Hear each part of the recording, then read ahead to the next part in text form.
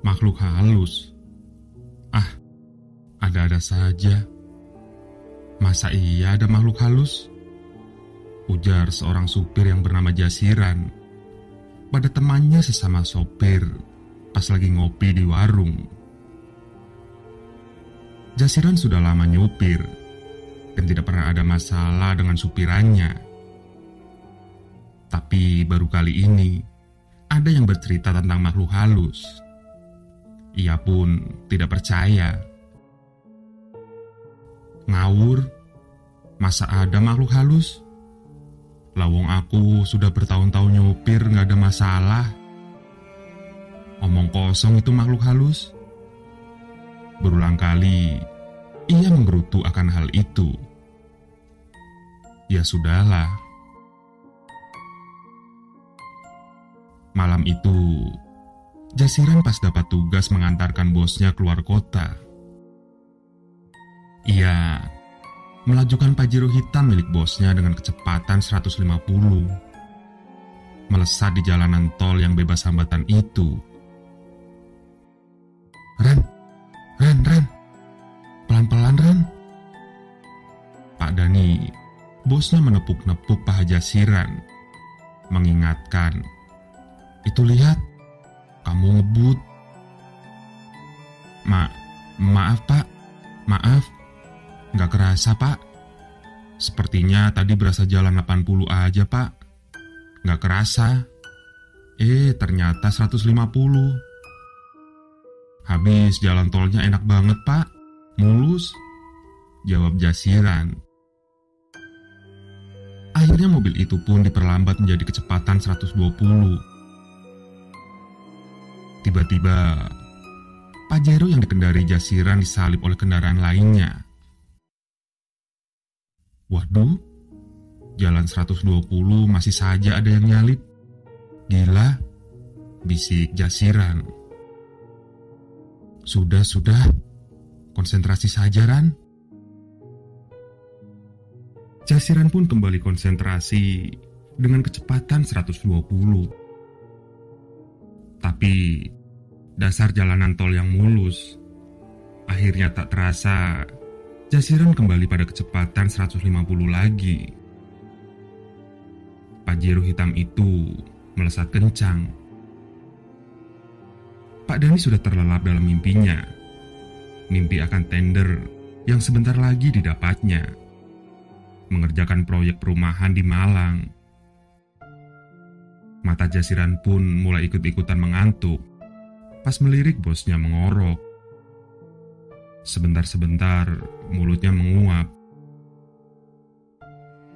Dan tiba-tiba, "Bos, apa itu?" teriak Jasiran pelan. Ada bayangan hitam berkelebat di depan Pajero. Jasiran kaget. Langsung mengikuti bayangan hitam itu. Pajero menukik ke kanan dan melesat ke semak-semak. Karena terlalu kencangnya, Jasiran pun tidak bisa mengendalikan mobil besar itu. Pajero terguling berkali-kali dan akhirnya menabrak sebuah batu besar dan berakhir ringsek. Terus, di mana nasib Jasiran dan bosnya? Tanya Amir. Ya, tahu sendirilah kamu. Ringsek, jawab kakek Sukri. Hancur beserta isi-isinya. Makhluk halus itu memang sulit dipercaya dengan mata nyata, tapi mereka ada. Dan terkadang mampir menyapa kita-kita ini. Terutama yang suka berkendara malam-malam tanpa benteng batin. Alias jiwa yang kosong dari menyebut asma Allah ataupun bersolawat akan kanjeng Nabi.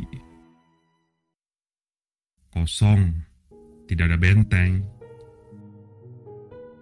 Dan dengan begitu, gampang sekali makhluk halus yang didominasi dengan apa yang namanya setan atau hantu itu untuk menggoda kita.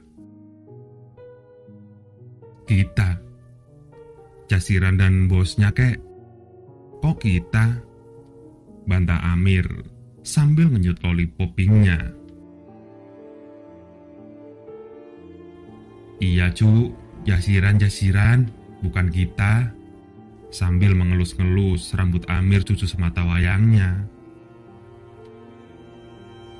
Penciuman Amir kembang kempis. Cuping hidungnya tak henti-hentinya mekrok, membaui sesuatu yang ganjil. Ada apa cu?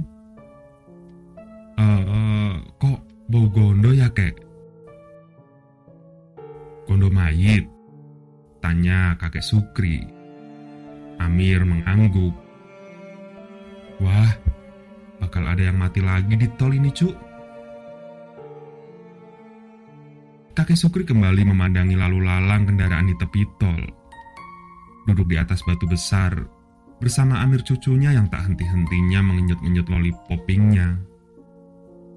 Mobil-mobil mewah itu melesat begitu kencangnya, seakan-akan bisa dipastikan keselamatannya.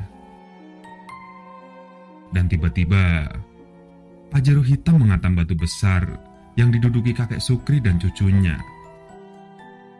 Kakek Sukri memandangi dari atas kejadian itu.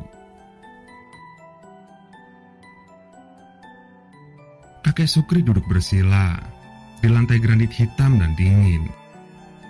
Rokok dihisapnya berkali-kali dengan sesekali batuk-batuk kecil. Kalau masih tidak percaya dengan adanya makhluk halus, di Donomulyo pernah ada suatu kejadian, terang kakek Sukri. Kejadian? Kayak kitab-kitab suci aja kek. Ada kejadian ini dan kejadian itu. Ada-ada aja kek, ledek Amir. Cucunya itu memang agak bandel. Maklum, bapaknya seorang curanmor. Bahkan sampai hari ini masih menjadi buronan polisi. Begini cu, waktu itu di jam 10 malam sehabis nonton Kuda Lumping, di desa Donomulyo ada 2 orang pemuda sedang pulang ke rumah jalan kaki. Sedang asiknya melangkahkan kakinya untuk pulang, salah satu pemuda tersebut lambat-lambat melihat sebuah bangunan pos ronda yang sangat bagus sekali. Warnanya hijau, dan di dalamnya tersedia TV dan pastinya seceret kopi hitam di meja ronda. Tidak ketinggalan pula gorengan tahu isi yang masih hangat. 2 pemuda itu namanya Thohir dan Zaini. Keduanya tidak ambil pusing dengan pos bagus itu. Mereka pun dengan santainya nonton itu TV dan menikmati gorengan serta menghisap rokok. Mumpung kosong pos rondanya, batin keduanya. Selang tak berapa lama, keduanya pun lelah dan tertidur. Lelap di atas kasur yang ada di pos ronda. Malam merambat di dini hari dan beranjak ke subuh hari. Udara menjadi dingin yang teramat sangat karena embun turun dengan lebatnya.